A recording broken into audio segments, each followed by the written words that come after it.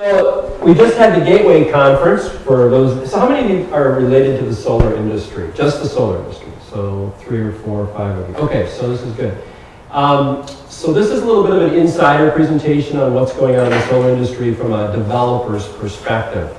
As you know, climate change down the hall, electric car meeting across town, climate meeting across town with Paul Douglas speaking, and that's just tonight at 7 o'clock on a Thursday night in Minnesota. Okay, so there's a lot of conversations going on that are related or somehow connected to reducing carbon. So let's start with this topic. This is what I would consider a nearly perfect vision of generating electricity. Bright blue skies, the sun is shining, the flowers are still alive, that means the bees are doing their job. There's a little corn growing actually back there in the back, and we tried to Photoshop the bees in, but that didn't work. But that's the vision, right? That's where we're all going, I think, as Minnesota in our clean energy future direction. I kind of like that vision a lot, so that's kind of where we are from Innovative Power as a company as well. I think several of you people mentioned, you know, Ralph and the company from 25 years ago. We've been around for many years doing solar. We're coming up on our 1,000th install in the spring of 2016 or something about like that. So Ralph and the team have been around a long time. I've been there a couple years. And it's been interesting to see some of the changes, and that's kind of what this presentation is. What's going on and what's different. So we've been focusing a little more on the commercial business, just because the residential has become very competitive. There's a lot of people doing residential right now. Commercial's kind of moving into the next space, and obviously the community solar gardens. One of the things that IPS has been able to bring to the space is project development with a good background in a lot of projects and kind of making sure you do the right thing when you're building an asset for the next 20, 25 years, right? And financing. Financing is a real differentiator that has really come into the market in the last 2 or 3 years. And I'll talk a little bit more about that as well. This is the old plaque in the middle, but we just came back from Solar Power International, where IPS got an award for being one of the top contractors as well. And some of our clients are over here on the right side. We've been installing solar in Minnesota on a number of different projects for many years. So let's talk about the state of solar. I guess in 1 or 2 words, I think if you talk to a lot of the developers, they would say it's really good. Maybe the best that it's ever been, but there are some big black clouds off on the horizon, to use that visual, and I'll talk about that a little bit. I'm going to talk about what's being installed. We've seen some shifts out there in manufacturers, sizes, who is buying, kind of how things have evolved over time, and a little bit about the future. I know there's several of you that are into electric cars, but the energy storage, the cars, and solar are really starting to come together in a couple of interesting ways as well. Okay, so I was at the Solar Power International Solar Show out in Las Vegas about 3 or 4 months ago. And this graphic came off of the side of one of the analyst groups, which is Green Tech Media. And it's kind of fuzzy there, but I think you can see that some of the states are a little more colored in than others. And it kind of gives you a frame of reference to where we are in the United States for solar. As you can see, not so much happening in some of these states, right? You can see that some of the states are way, way, way out in front with the amount of solar that they have installed. I would highlight that you can hardly see that here, but not to scale is what that says right there. This would probably be half the picture. That is how far California is. They almost stand as their own country at the worldwide level. As a state, they have that much solar. You can see some real obvious below the belt, no pun intended, down here. No solar happening here. And some surprising things happening with solar up here on the east and west coast. So the first thing you can take away from that is solar is more about policy and politics than it is about resources, as in the amount of sun that shines. Obviously, the more sun you have, the better more solar energy you can make. But it is not completely tied. And I know many of you, I've said in here, when people talk about, well, Germany's about this latitude going across, and they're one of the leaders in the world for using solar energy. So it certainly will work in Minnesota. It can work very well. But we're on the map, as I like to say, and we're moving forward and picking up the pace, I would say, as well. As a state mandate, we have 1.5% by 2020. That doesn't seem like a lot, but we're below 1% today and still trying to crawl up to that level, okay? And you'll see in a few slides here that there's big projections going forward. Of that carve out up on the top, about 1.5% of that 1.5% is for the 20 kilowatt down there, so we're not going to see all the big solar systems. We will see a number of smaller systems as well. Xcel tends to get a lot of the focus, if you will, good and bad, because they're the largest utility in the state. But we are seeing a number of the co-ops, especially under the Great River Energy Co-op umbrella. They're experimenting and studying and putting it on the grid and seeing how it all works as well over the last 3 or 4 years. So a kind of a quick snapshot here of where things are at the USA level. And I like to say we're on the map. We're in the top tier, but probably the bottom of the tier from an installed size perspective today, okay? And we could be doing a lot worse, and I think we're doing pretty good considering what we've got. So this is a new chart that just came out in the last 2 weeks. This is the Xcel resource plan. So as a public utility, they need to project out what they will be using for generating sources and give that plan to the Public Utilities Commission and get it approved, and then it becomes law. And they've made a very sizable shift here in the plan. So you see over here 2015 to 2030. So a 15-year planning window is about what a utility is always looking out at, right? Because it takes a long time to build big plants at their scale. So you see that the big difference is coal is 37% here, and coal drops to 15 over here. Natural gas goes from 8 to 22. Nuclear is about flat. Wind jumps up quite a bit. And then here, you'll notice that there's no solar at all. And in this plan, solar is at 8%. That's 8% of their overall master generating plan, right? To come from effectively 0 or under 1% today. So 15 years, things are going to be changing quite a bit, okay? Now, there's a lot of drivers to that. Solar is dropping cost-wise. We're seeing costs now inside the industry in what I would call very ideal situations, like in southern Texas, like in Austin. They're seeing electricity being bid in for 20 years at 3 or 4%, or 3 or 4 cents a kilowatt, which is an unheard of rate. I mean, this is by far cheaper than wind, gas, anything else out there. So it's really changing quite rapidly. The costs are coming down. We're seeing that here in our market too. I'll talk about that in a little bit. But this is the big headline, I guess you would say, if you were Xcel, is that they're shooting for 63% carbon-free in the next 15 years going forward. And that is one of the more leading projections out there in the country under the Clean Power Plan as well. Okay? So let's talk about what we're doing and what's happening on a local level here on the positive side of things. As you know, the community solar gardens are in the news, on the newspaper, on the radio. Your neighbors are talking about them. You probably got a postcard or two in your mailbox about them. They are everywhere, and they are making a big difference in the state of Minnesota. Cities are looking at their energy programs. Municipals are looking. Everybody wants to know how they can figure out what it means for community solar for them personally, for their school, their church, their organization, for their business, and what does it mean? So lots of interest in the community solar gardens. For us at Innovative Power, we've been focusing a lot on solar for schools. It's a really, really good program from a lot of perspectives. One is we're able to do that, as we say, free solar. Okay, it's not free solar, but the point is that given the right financing program, we can bring to a school a chance to put a solar array on their buildings.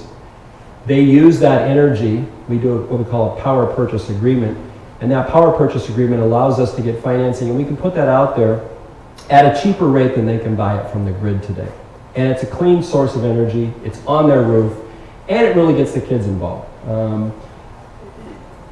Getting the curriculum to the kids, the science teachers, I mean, it's a little different than the smokestack or something down the road, as opposed to, hey, on our gym roof, we have solar panels, right? Let's go up and look at it.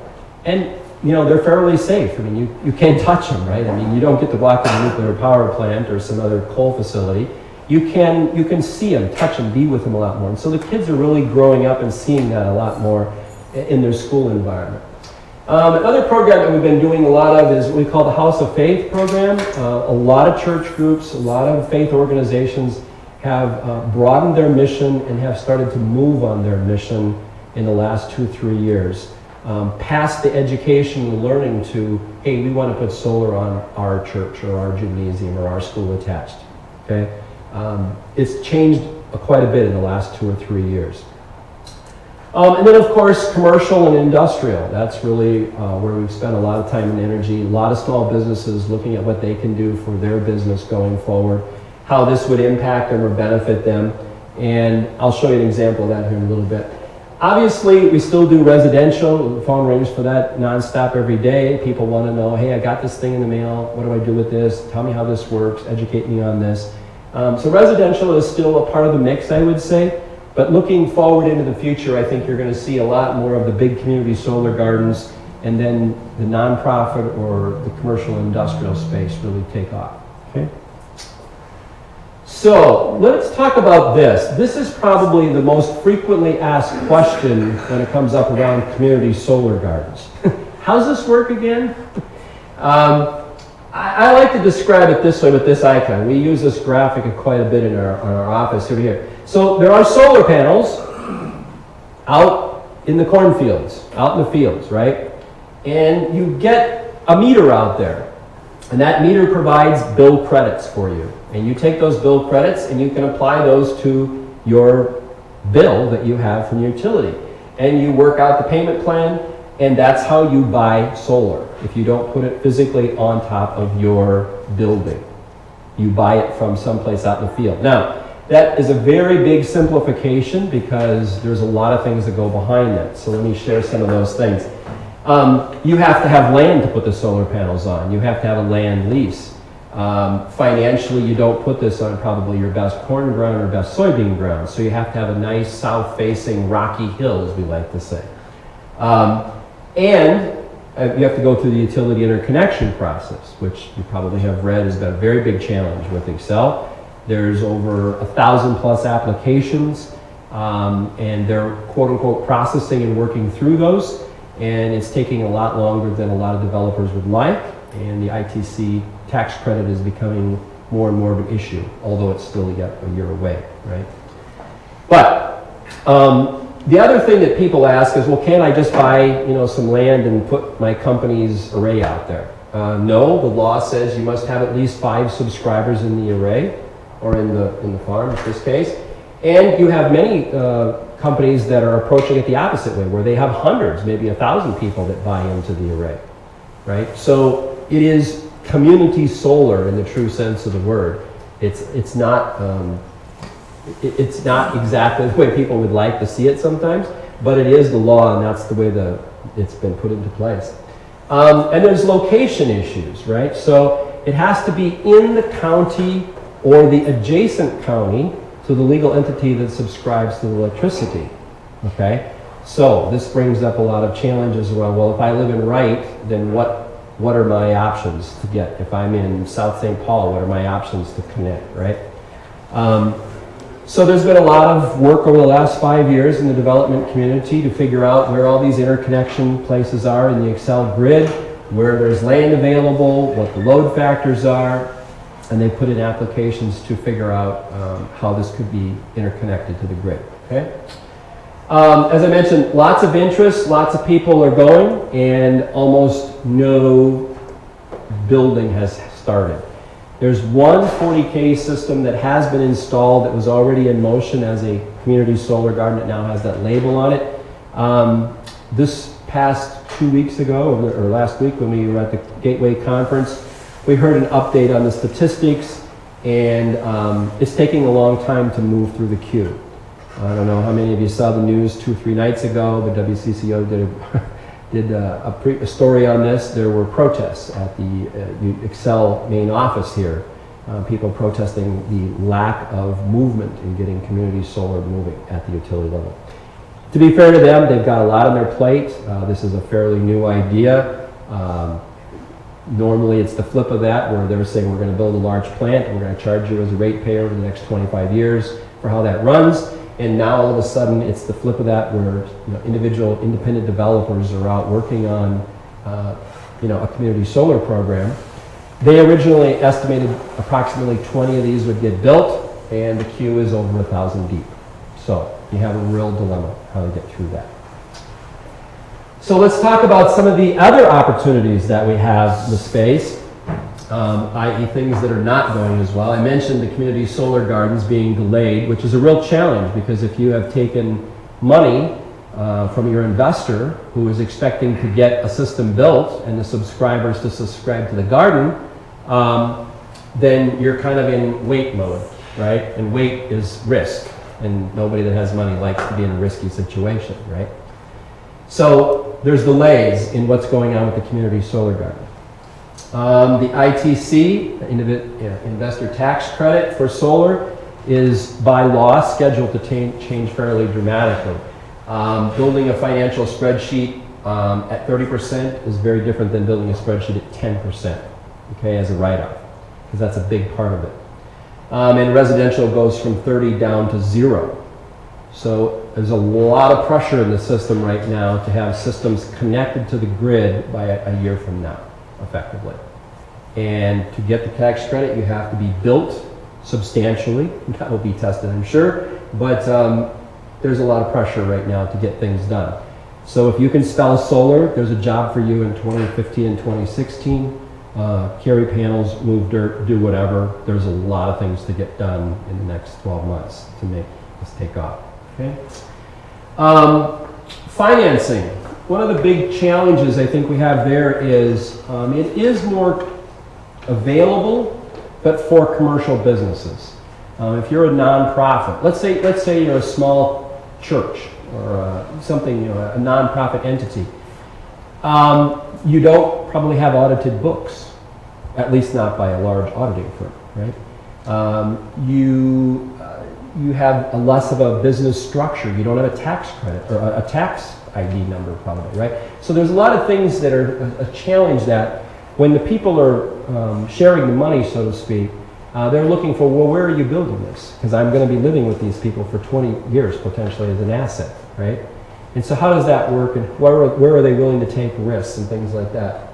So today, that's an opportunity. There are more local banks that are lending specifically.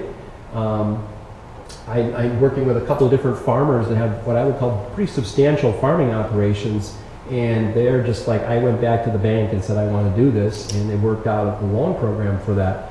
But it's not easy to get money for everybody, let's say it that way, especially if you're talking several $100,000 system. Right? And then our favorite here at IPS is the Lewis Industries project. You may have heard this referred to in the Star Tribune as the pain in Paynesville. So this is, it was on the front page of the Star Tribune. I'm telling you exactly what the article said. This is a 500K roof right there. We shot that with a drone flying over on private property. Let me make sure I add that. That's 500K. So I know someone asked me the other day, so what's a megawatt look like? I said, double that. What's 5 megawatt look like? You can see it, okay? A lot of panels. This has been in progress for over a year and a half, ready for interconnection, and it is not online as of tonight yet. So there are some opportunities to improve how solar works in Minnesota. Other marketplace shifts that we've seen out there, the scale in the last 2 years has gone big, much bigger than it was, right? It was residential and a few 40Ks, and now it's kind of into above that. Residential's still there, but the community solar garden sizes are, very large in comparison to what's been happening over the last few years. The sweet spot is still this 40 to 120K. There's a couple reasons for that. Usually you're dealing with the owner of the building. He has a credit profile. He we can put financing in place for him or her. 40K, of course, is still a net metering level, so at 40K, you still have a different model there. At 120, you have different financing and different incentives that come into play. So finding this type of a project is a real sweet spot these days. It's easier to get interconnected. You're working with known entities that can move this forward quicker. So that's one of the reasons why we focus on the commercial and industrial space, right? That's a bit of a difference than more of the residential from the past 3 to 5 years back, if you were to look at that. I mentioned the financing, so I wanted to talk through this a little bit. There are more options available for financing than we used to have a couple of years ago. In the old days, quote unquote, we would be looking more at a cash situation where they'd say, do you have the money? Would you like to buy a electrical system for your building as kind of an enhancement to your business? And they'd say, sure, I want to do that. Tax write-off is good, let's do it. And then it kind of moved into more of a loan. You could get a loan for some of these things. But now we're starting to see more of these power purchase agreements and overall leasing of systems where you have a third-party finance company involved. Wall Street and I would say big East Coast money on the Wall Street market has opened up a lot more to solar. You probably have, maybe you've seen the Solar City bonds, for example, come out onto the market. The money, I would say, has become a lot more acceptable to the risk of solar, right? And so these power purchase agreements are quite inventive. How it works is you have a roof, you lease the roof to the company. They put solar on top of there. They hire us to put solar on top of there because usually they're just the spreadsheet guys. The power purchase agreement is then signed with the person who owns the roof to buy the energy off the roof. Okay? And so then what the finance company or the finance people are allowed to do here is to take the tax credit for that, right?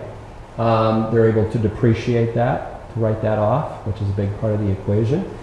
And then when those things have been taken out of the equation, then you can say, well, would you like to buy what's on your roof back? And a lot of the businesses are very open to that. Or not. They might just say, no, I'll let you keep it, whatever. That's all individual. But more and more, we're starting to see this come into place. And then the lease, that's another option where people just say, I'll lease you my roof and you can do what you like with it within parameters. But I'm not interested in taking the power directly off it myself, right? So that might be where you're starting to see some of these community solar gardens that are on large roofs within a certain area where they just lease the roof out. One of the other things I've seen a lot more in the last couple of years in the solar industry is what I call sales tools for people like you, where you can go out, for example, the University of Minnesota website here. They won an award. They did some really inventive, cool stuff there. They basically got LiDAR data for the state of Minnesota, which is like think of it as a laser flying over the topology of the state. And they were able to capture that all digital, run it through a bunch of supercomputers, and they come back and they say, there's a roof. There's a roof. That roof is facing south at a certain angle. I'm going to give that a red hot or a white color tagging, if you will. And it's pretty ingenious what they did. So they were able to look at roofs all across the state and come back and say, some of these roofs are better than others for solar, right? And you can go out and look and see how good your roof is, so to speak. There's another company, Sun Numbers, just another one of these companies that does something similar to that, where they actually put a number on your house and they'll say, you're an 8. Your roof is really ready to go. Or you got a 2, sorry. But we've seen a lot more of these identification of good roofs software.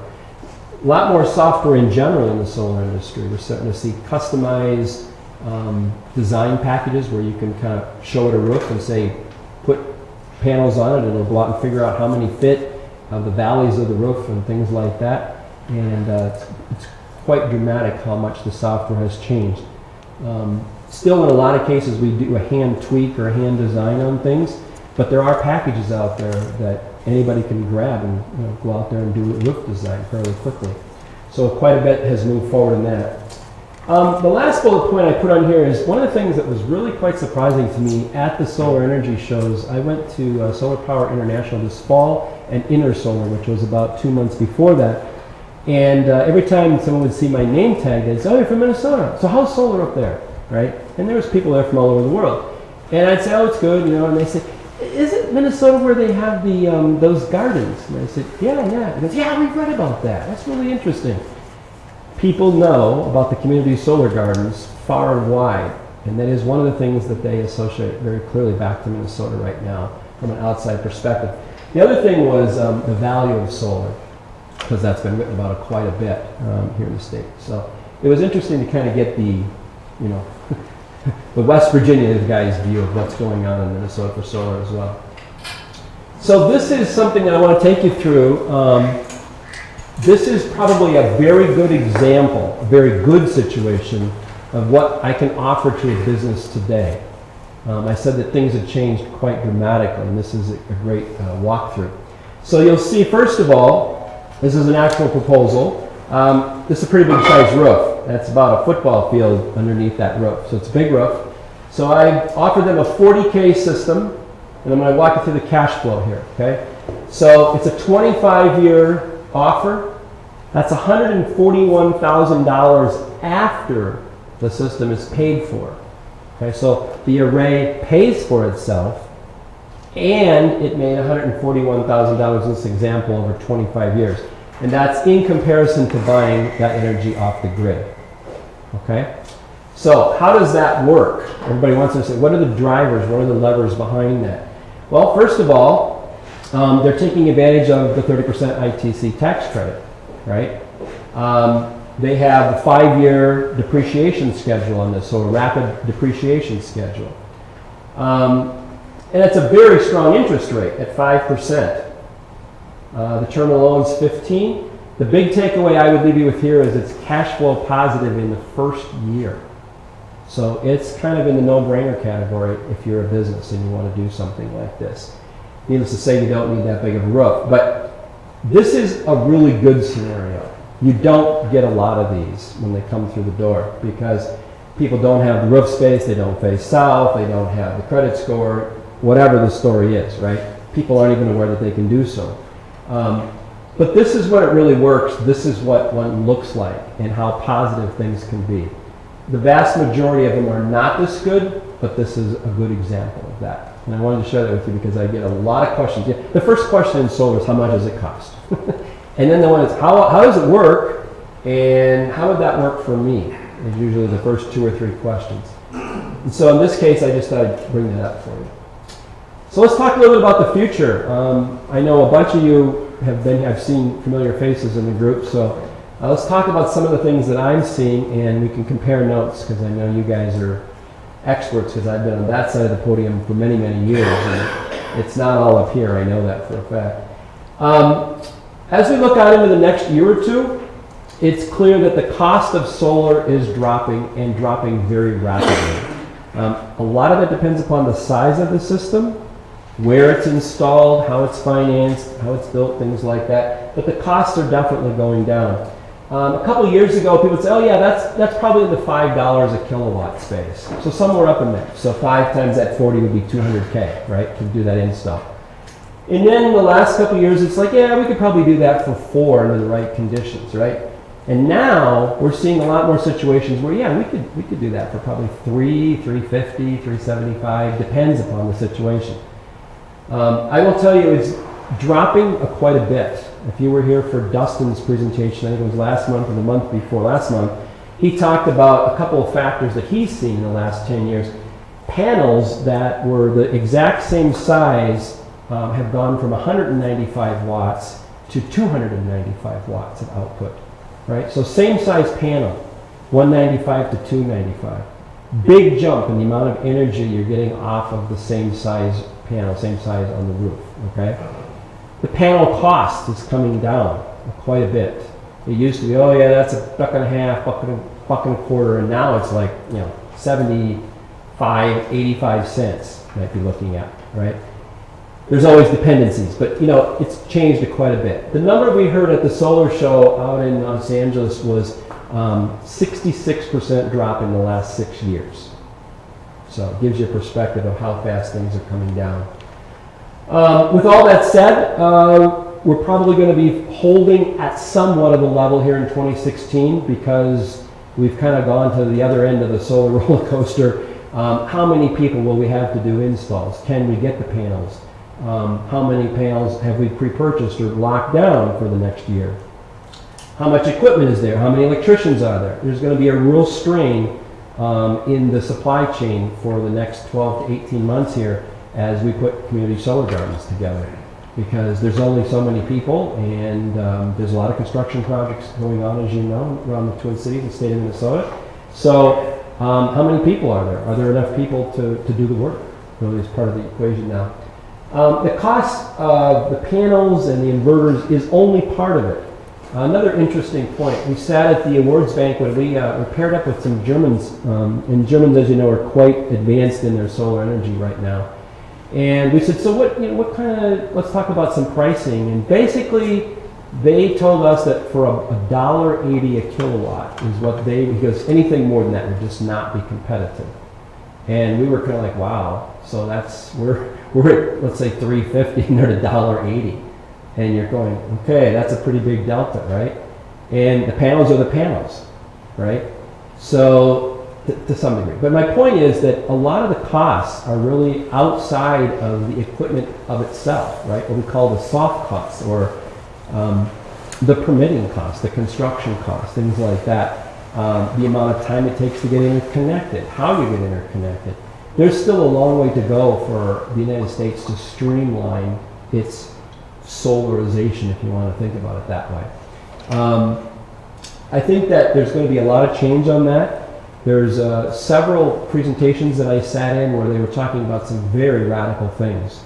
To give you an example, a solar panel that has like a unique chip in it, and every time that panel turns on, it has an inverter on the back of the panel, and it basically says, I'm a panel, I live at this coordination in the world, and I'm now going to turn on, and it would basically tell the utility I'm coming online right now this morning. And it would go through like a power on self-test as a panel and be authorized to come onto the grid, which is very different than how we do it today through a meter and getting the meter socket in place and things like that. Now these are not today or tomorrow, but this is where things are going. Standardized plugs that you just plug right into the side of the electrical meter. Some really interesting, if you want to read some interesting things, go to the Fraunhofer Institute out on the East Coast. They really are kind of clean slate thinking, some of the solar stuff. The biggest news that I would say is happening is energy storage. That's the thing we know about the sun. It doesn't shine at night. Well, I'm telling you, it's going to shine at night, and it's going to be a whole new day. It's really a revolutionary change what could happen here. Both from availability of energy and the smoothness of the energy, and a lot of other functionality that energy storage could be bringing to the table. How many of you heard of the Tesla Powerwall? So a lot of people heard about that. That was a big announcement. How many heard of the N-phase AC battery? Couple, okay. There are dozens of energy solutions coming to the market in the next 12 months. Dozens. At the show floor, there was a whole third of a floor that was just batteries and energy storage. Like a whole, there never even used to be this section at the show. And now it's its own carve-out in the show, okay? So storage is a big deal, chemical storage. Whether it's behind the meter, inside of your business, or in your garage, or on the other side of the meter at the substation level, there's a lot of benefits to that. And you're going to start to see these things unfold in the next 12, 15 months. I'm working with 2 customers that have Powerwalls on order, and I fully expect to have those on and live by next summer, where they will be storing their energy and living and working with behind-the-meter storage at their property. The N-phase system, we've been looking at a lot of these different systems and just kind of what functionality do they offer, what kind of features do they offer.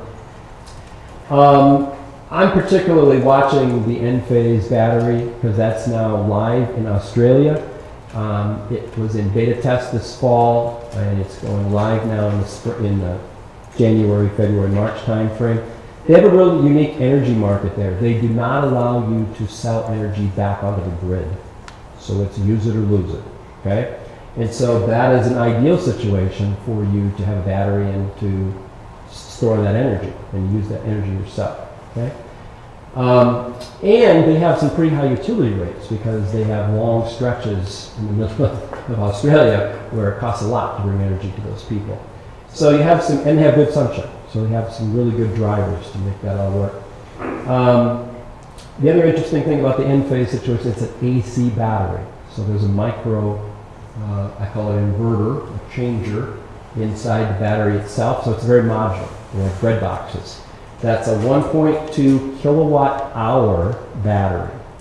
Okay, so if you need 7 kilowatts, you just put 7 boxes on the wall in your garage, plug all the cables together, plug them into the battery management system.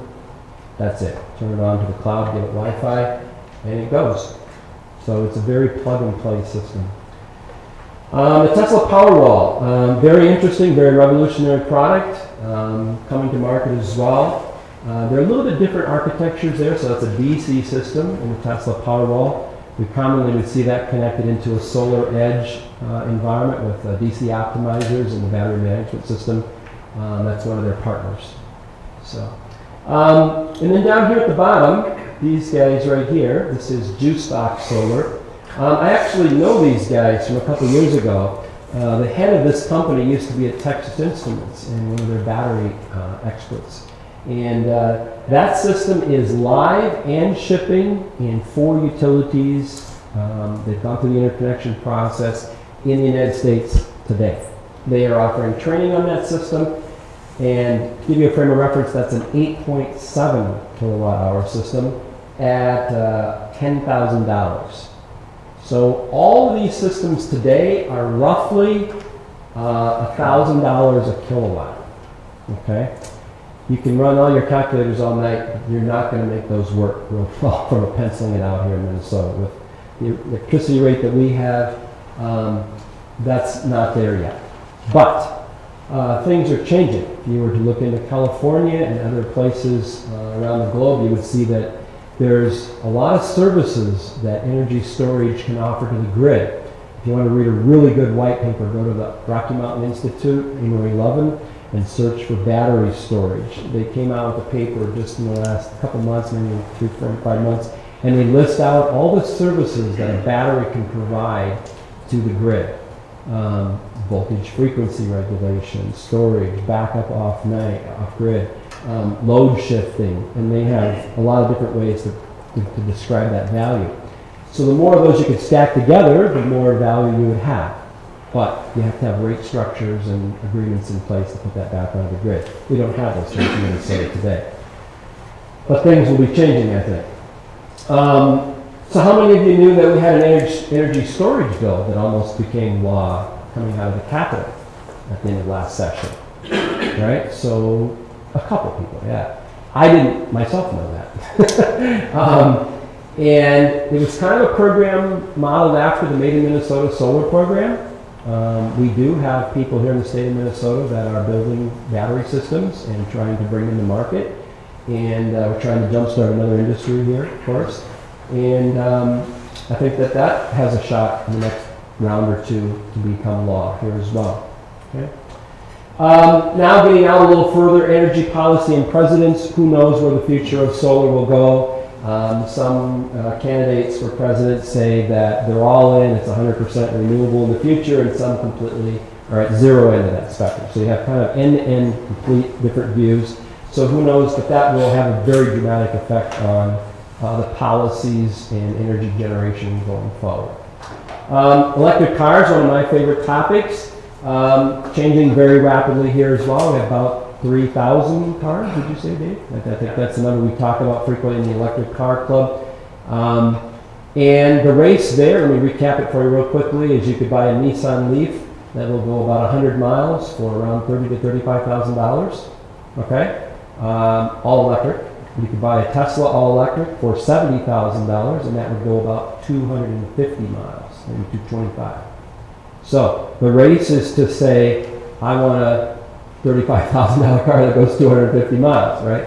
And so you're kind of coming to the middle there. But that is on the charts, on the plan, and the prize is out there to go get. And I think in another 2 years, you're going to be looking at a $35,000 car that goes 250 miles. And the forecast that I read today, 10 years, 500 miles is what they're shooting for. So there again, very dramatically changing. And the reason I mention that is a lot of people that drive electric cars are very interested in solar or clean energy. And I'm working personally right now with 2 people that want to zero out their house and their cars by using solar energy and batteries. So it's kind of the beginning of, I would say, a new wave of people. A couple friends of mine that usually come to this meeting, they're not here today, work over at Honeywell, and they're doing a lot in the smart building space. If you've been following that, it's just dramatic how much is happening. Building energy management systems is becoming a big topic. How much energy does it take to heat and cool the building at what times of the day, and how do we give and take to the grid, and at what rate structure? Okay. I think it's pretty safe to say that going forward, we're going to see a lot more solar, and we're going to see a lot more storage, and I think that the electric cars are on their way. So, with that, I will open it up to questions. If you guys, I kind of zoomed through that in about 45 minutes, but solar is a pretty bright future right now. We'll see how things work out with Xcel, getting the community solar gardens off the ground in the next 12 months. And there's a lot of bets at the bar, so to speak, on how much will get installed over the next 12 months. And it's kind of to be determined. No one really knows. It's going to take a lot of engineering time and a lot of research to figure out what can be added to the grid safely and reliably where on the grid. So. Questions? Yes. So, incentives to homeowners, no matter who becomes president, do you think the federal solar tax credit is dead? I hope not. I think that there's probably a large amount of people that do not want the ITC to drop. It's providing a lot of jobs. There's now more people in the clean renewable energy industry than there was coal miners, right? And so stats like that, very painful for West Virginia and places where a lot of coal comes from, but as an overall, the tide has seemed to shift into the number of jobs, and you know that drives the economy, right? And so people are looking. The law is today what I showed on the slide. It goes from 30 to 0. I would tell you, if you're thinking about solar, you need to move now, because it's going to be a crazy next 12 months in the solar industry. Panels, availability, people, things like that, and financing and getting connected to the grid. But there's a large number of ways that the ITC could be changed going forward. If you follow the wind industry, for example, in the last 15 years, you've seen those tax incentives come and go at different levels, right? So we're very hopeful in the solar industry that things will not drop to 0. Personally, it seems to be quite aggressive to go to 0, maybe to 15 or 20 or 10, and you just to say it's gone is pretty dramatic. There's a lot of discussion at the federal level about what the right incentive should be, and we don't know. But the law is today what it is. It goes from 30 to 0 January 1. If you're not connected to the grid. Yeah. I was just going to say at the conference, they were talking about a bill that Keith Ellison's putting forward. Was it stop the fossil fuel welfare? Yeah. Something like that, but it lists off all the permanently, like they go on forever, subsidies and things that go into the fossil fuel and oil industry, and contrast that to what goes into renewable energy. And the ITC tax credit doesn't even scratch the surface. And so that's part of the argument they're bringing forward to push the ITC along into the future. So that would be something I'm interested in to look into. Yeah. Other questions? Other comments? Technology in that N-phase AC battery, what kind of battery? It's a lithium phosphate iron battery, I believe. There's an endless number of things to read on the chemistry of batteries these days. Who knew, right? It's just really fascinating. The materials between the two posts, how fast you can drive the electrons through that material. how many times you can do that, at what voltage level. I mean, it's the temperature level. There's just an amazing amount of research in the battery space today. The battery is one thing, but the chemistry is really what to watch. And the lithium phosphate iron is one of the newer chemistries that people are talking about a lot. So, but that AC battery that I mentioned is not shipping, is not expected to be in the United States available until July, because they're ramping up production. So, unless you have friends in Australia, I'd like to talk to them, because I'd love to have that at my place to play with. So, yeah. Because that technology is also going to be what drives the improved mileage of electric vehicles. Exactly. Yeah. I mean, Tesla's got their formula. The other battery manufacturers have got their formula. There's a lot. I mean, I didn't go into this, but there's a company called Sonnen Battery, S-O-N-N-E Battery. It's a German company, and because Germany is really far into the renewables, I mean, they're hitting 70. Their peak was 74% a few months ago. As a countrywide number came from renewables. It was just a peak. It was on a Saturday under the right conditions. But the fact that they were up at that level is pretty dramatic. So a lot of people are using batteries in that environment because they have a grid that you can make them pay. Right? And that's a good testing ground, right?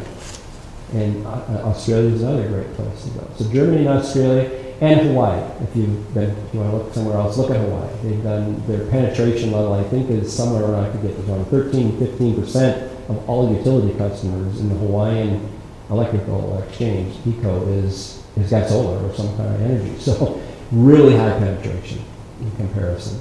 So there again.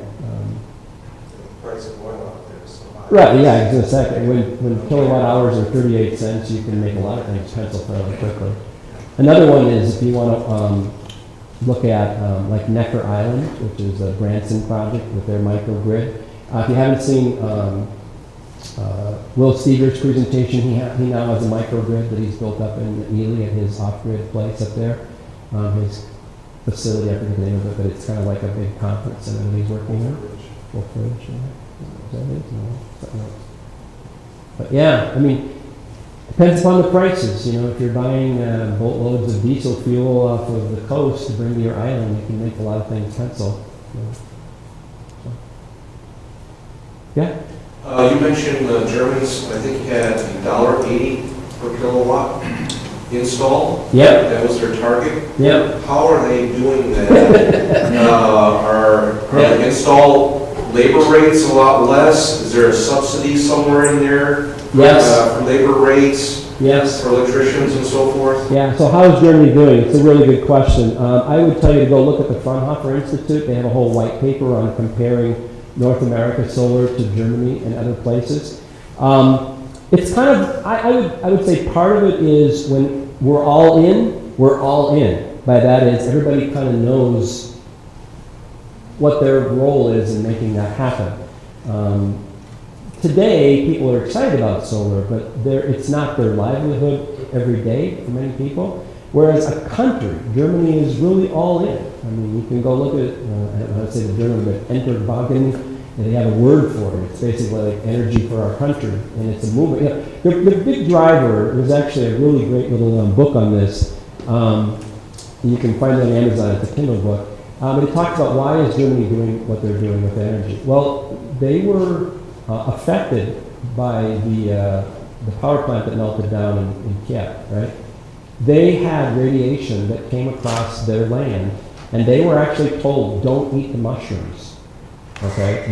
This is not good for you.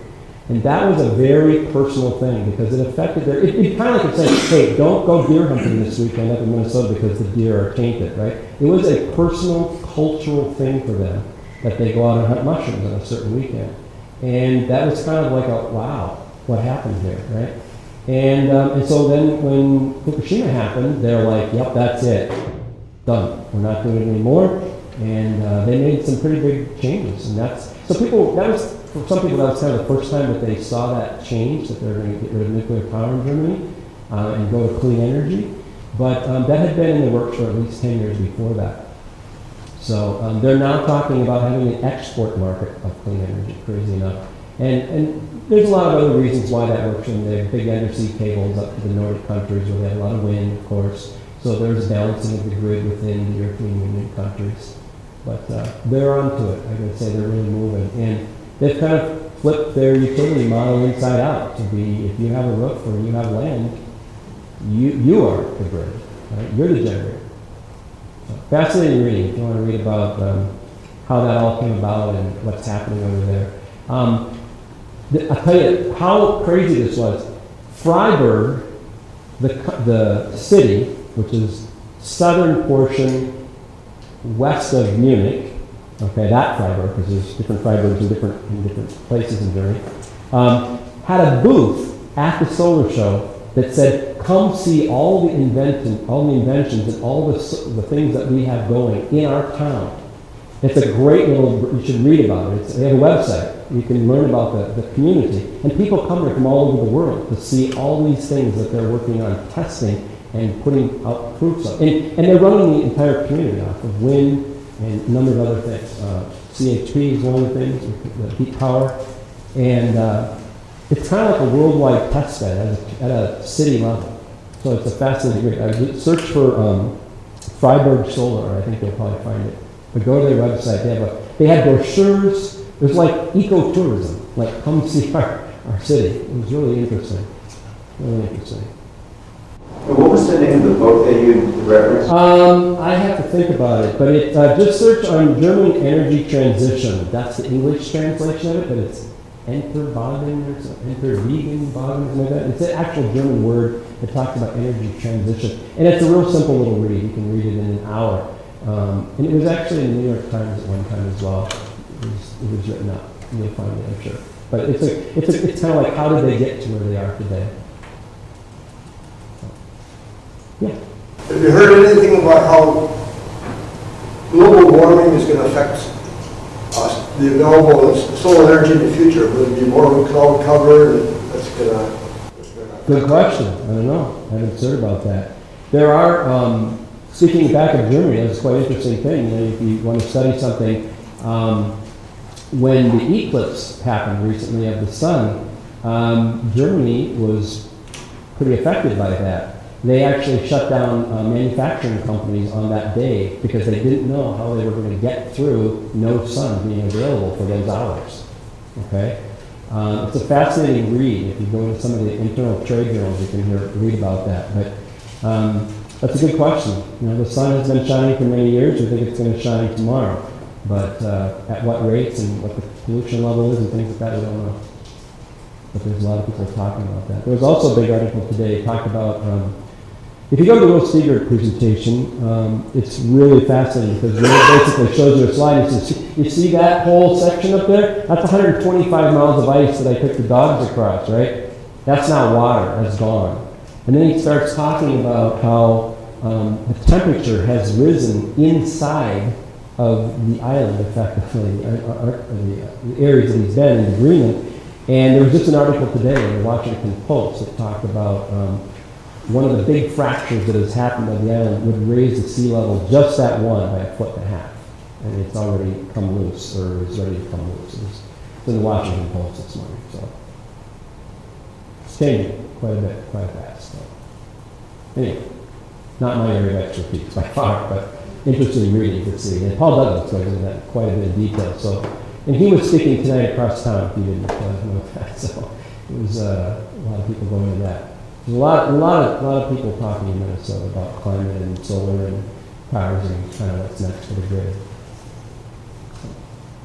Other questions, comments? Does this ring true for people? Is this new news, old news, surprising, not surprising?